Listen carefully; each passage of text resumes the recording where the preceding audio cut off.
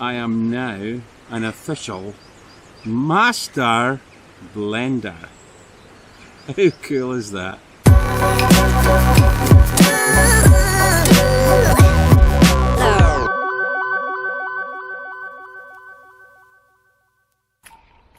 Today we're going to visit a distillery. Looking forward to that. We'll be staying overnight at the distillery. So we're up early this morning, out for a walk with Kira, and we're going to meet our pals.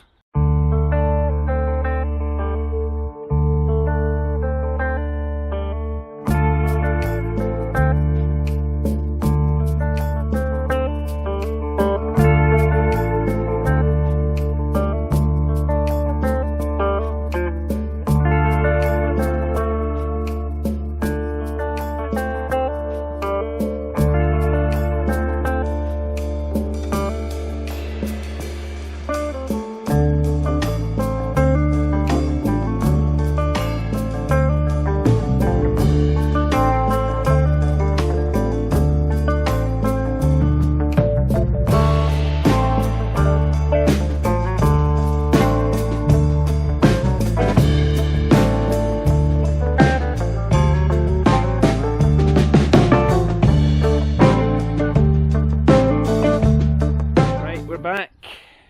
Come on, Kira. How you getting on? Alright, just packing the stuff. Hi, Katie.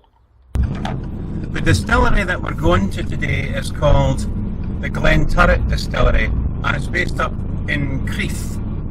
Now, it's classed as a Highland single malt distillery. Highland being one of 5 regions of whisky producing areas in Scotland. You've got, if I can remember them, Highland, Lowland, you've got Speyside, you've got Islay, and you've got Campbelltown. So that's the 5 regions. Glen Turret, as I say, is a Highland one, and it's actually apparently the oldest whisky distillery in Scotland, dating back to 1775. So absolutely steeped in history. We're heading up there now, and I'm going to be doing the whisky tour, which I am really looking forward to. I'll get a chance to look around the distillery. I'll be sampling some of the famous Glen Turret whisky, and the highlight for me is going to be I'll also be getting the opportunity to actually blend my own whisky. So, I mean, how cool is that? I'm pretty excited about it. Really looking forward to it. So, where we're staying at the Glen Turret Distillery is actually a Britstop. So, we contacted the distillery and said to them, you know, that we were coming along to do the tour. And obviously, you want to do the tour, but not have to drive anywhere. And told them we had a campervan, and they said, yes, you can stay in the car park for free, and obviously because we're doing the tour, it's brilliant. It's really, really good, and you're able to do a walk, which will be ideal with Kira, along to Crieff. So really looking forward to that, and I think Mike will have a great time. Oh yeah, I'm really looking forward to it, and hopefully I'll remember a bit about it in the morning. Well, you'll have video evidence, so you'll be fine. That's very true. That's us arrived at Glen Turret Distillery.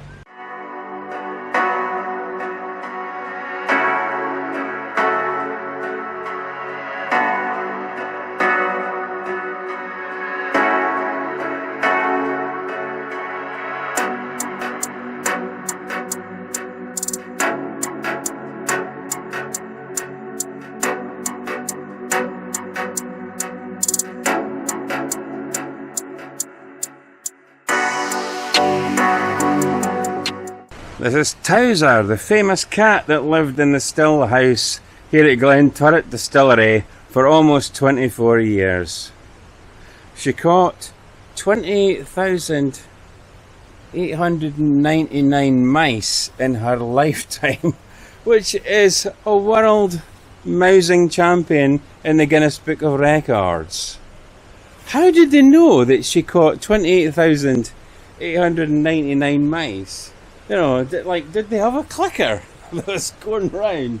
You know, oh, she's got another one.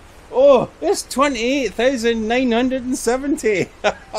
Oh, there's one more. Oh no, she dropped that one. Take one off. So, we're just parked up here for the time being. We'll probably move the van once the day crowds are away. And before I go in for the tour, just going to have a wee sip.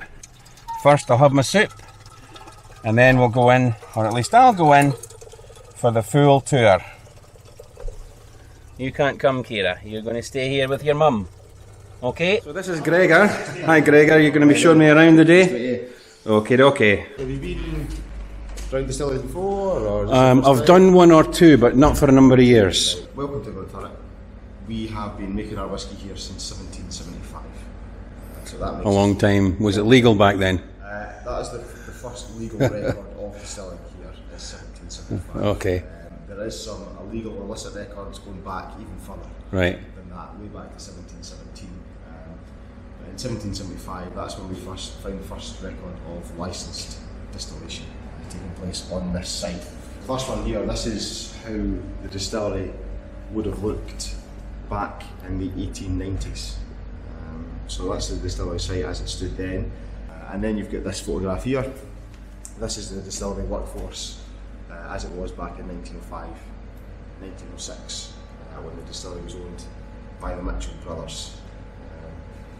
Great photograph just showing the workforce. You've got a very important member of the workforce at the front there, that's Fly, the little distillery mascot, the wee collie dog, at the front there as well. So that's your first main ingredient here, this is your malted barley. Second thing we add into that is water. Of course, no shortage of water. Oh, plenty of that in Scotland, isn't there? Scotland, definitely. The final ingredient we add is a little bit of yeast, which will just kick off the fermentation process. Okay. So that wooden piece of equipment lying across the top there, we'll call a rouser. That's what's going to be used to mix the water and the grist together. So you can see it happening in the photograph in the back wall. Oh yes, I see that. So basically, It's like a big paddle. that's exactly what it is. Exactly what it is, a big paddle. So basically, what will happen here is that the grist comes from next door. Yeah. It's in this big red hopper you can see just above your head there. So all of that grist is going to come down the arm. It's going to get added into the mash tun alongside 3 batches of water. So Right. the water is in this big tank just above your heads here. So the first water is going to get heated to 64 degrees Celsius. That'll come down the arm alongside the grist, and then it'll get this nice mix together. Yeah. It's then left to settle, and then your liquid, what it's going to do by adding the hot water is that is extracting the sugars from that barley. So in here we're going to end up with a very, very, very sugary liquid called wort. That's going to be the basis for us to make the alcohol. Oh wow, the smell in here is amazing. It's a brilliant smell. Washback number 2. This is it. So yeah, this is our washback. So this is what's used to actually start making the alcohol. So what you can see happening here is that you've got that wort is draining through from next door. So come along this red pipe and the rafters here from next door, you then get this extendable elbow coming down. Yeah. One of the elbows here, one of the elbows over at the far end of the room as well. So you can just unclip that, it can then swivel round, you can rotate it, you then get this adjustable piece of piping you can put on, and that allows you to fill up any one of these 8. Oh, so it can be swung around into any of the wash tanks. That's it. So basically the full 6,000 litres coming from next door will get filled into one of these washbacks. So once this is filled, usually, once this is filled, we've got 6,000 litres in here, and then after about 20 minutes or so of the liquid draining through here, all we'll do is we'll add what you can see just floating on the top, just there. It's like a scum. Yeah, so that's our yeast that we've added. Right. So it's a 25 kilogram bag of a dry yeast. that we're going to add, and it's really the yeast which is going to do all the hard work for us here in this process. Go up to wash back number 7. Okay. So I'll show you what's happening when the yeast is working. There you go. Oh my goodness. That's it. This one's fairly bubbling away. Going for it. So this is all natural, this is just the yeast working. So what we can see in here is that the yeast is eating its way through the sugars in the liquid water, eating its way through the oxygen in the atmosphere. It's converting that into an alcohol, and it'll give off a byproduct of carbon dioxide as well. So Okay. we'll just let this process happen for 4 days. So it's a 4-day fermentation period here at Glen Turret. And then next door we can put through a distillation process. So this is the still house that we have. So in here we just have 2 pot stills. So the still directly in front of us here, this is the wash still. You'll also notice that you just see, just tucked away around the corner there, you've got the little spirit still. I've not seen one that's shaped quite like that No. before.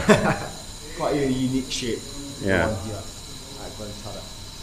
You've got that lovely bulge, that ball in the centre there. Very, very Yeah. important to the process here.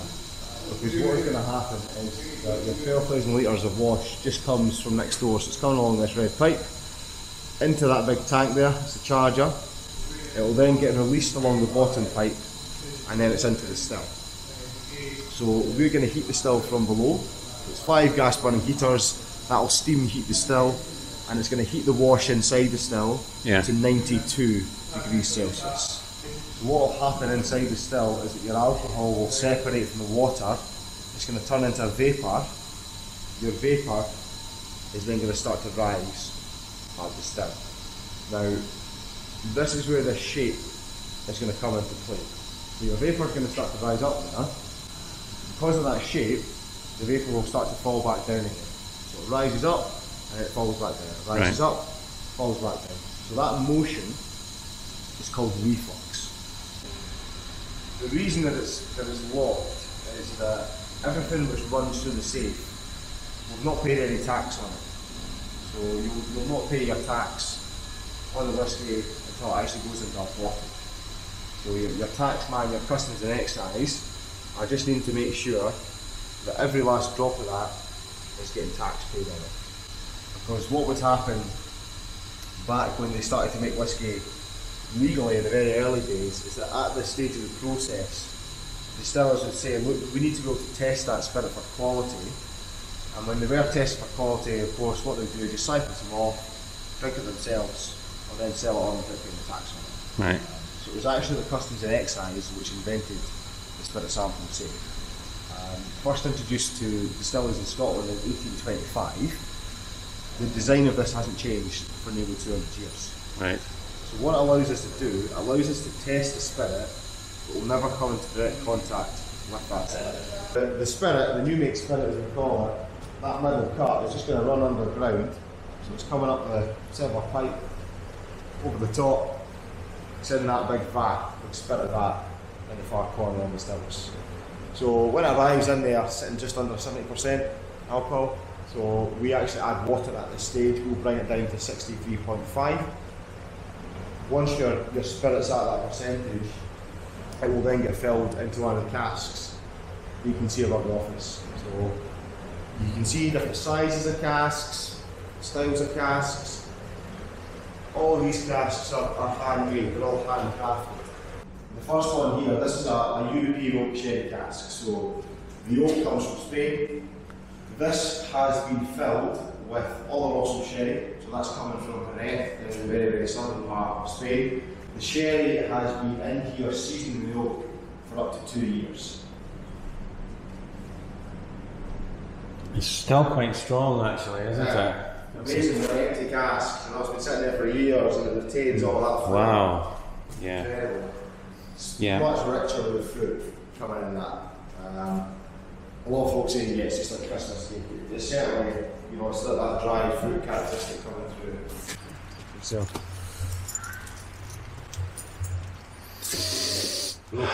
Wow. Oh my goodness, the aroma is incredible. It looks huge. You actually don't get an idea of the scale from the outside. There's roughly 1,300 casks in this warehouse. In this one warehouse. 1,300. And there's 9 warehouses. It's just the 6 warehouses. 6. Just over 6,000 casks maturing here at Glen Turret. Everything gets matured on site. Well, first one is the Glen Turret 10-year-old expression. So that's the signature style of single malt we have. There we go. So this is your 10-year-old. It's a hard job, but somebody's got to do it. That's it.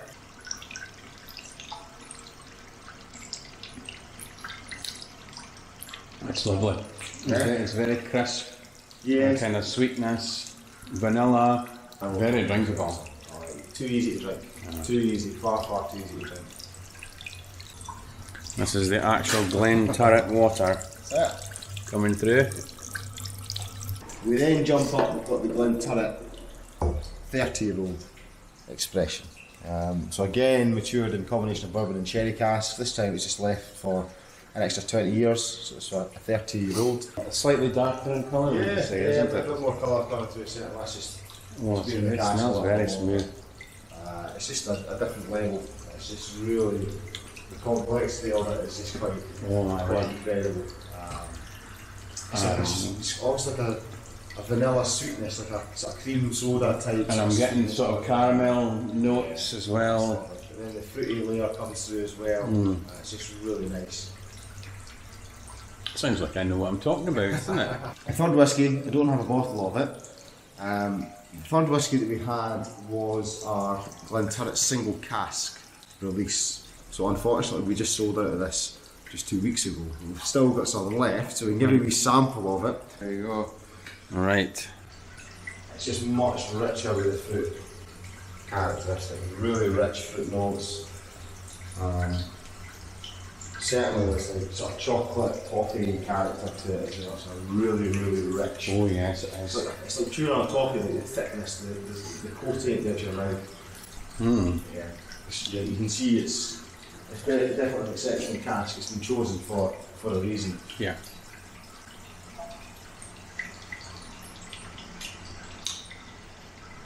That is exceptional. That is exceptional. Oh. Been spoiled. And then we'll finish off with the Glen Turret Peated. Is this a relatively new one, the PT one, did you say? 8 and 12 years. Right. Not an age statement, but anywhere between 8 and 12 years for Right. maturation. I think it's a nice balance Peated. It's not like an Angler malt, it's not like a Lafroig or an Ardbeg. It's not going to like kind of No, it's quite subtle. Yeah. But it's lovely and crisp, but you get the peatiness coming through. Excellent, thank you very much. Lovely. All we're going to do is let you loose, test out your knowledge, and just let you make your own. That's what we're going to do here. Right. So, we've got our master whiskey maker, our master blender, a man called Bob Van. He's the man who puts the whiskey together. Right. Well, that was the whiskey tour. I absolutely loved that, especially getting to blend my own whiskey. Now, unfortunately, the camera ran out of battery and I missed that, but here is the finished product. This is what I made, my own little blended whiskey. As you can see, it's called the Wee Brown Dram. I hope that you find that quite appropriate. And they've also given me a nice little glass, Glen Turret, 1775, and, wait for it,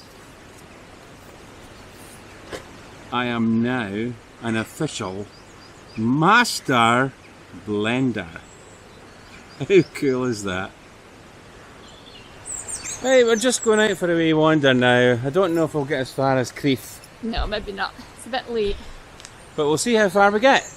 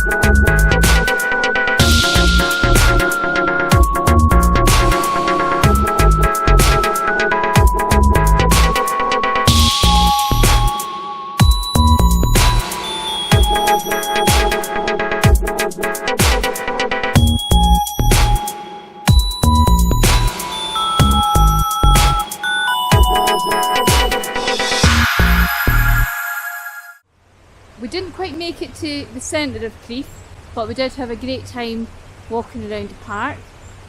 I do think Mike really enjoyed his birthday treat of coming and being a master blender. And I'm sure he's round there having another wee tipple. Oh, so you found me. Oh, well, what a great way to finish off this wee break. So I've bought my Glen Turret. I don't worry about product placement, so I'm turning it this way. This is the peaty one that I bought, and this is my own personal blend that I made today here at Glen Turret, and it's called the Wee Brown Dram. I think that's quite appropriate. So I'm going to have one of these and sign off for the night. Oh yeah, absolutely brilliant. And I have to say a huge thanks to Gregor for showing me around. Gregor, you're a star. I hope you enjoyed this video. If you did, remember to give us a thumbs up and think about subscribing, because there's going to be lots more to come this year. But in the meantime, cheers, and we'll see you on the next one.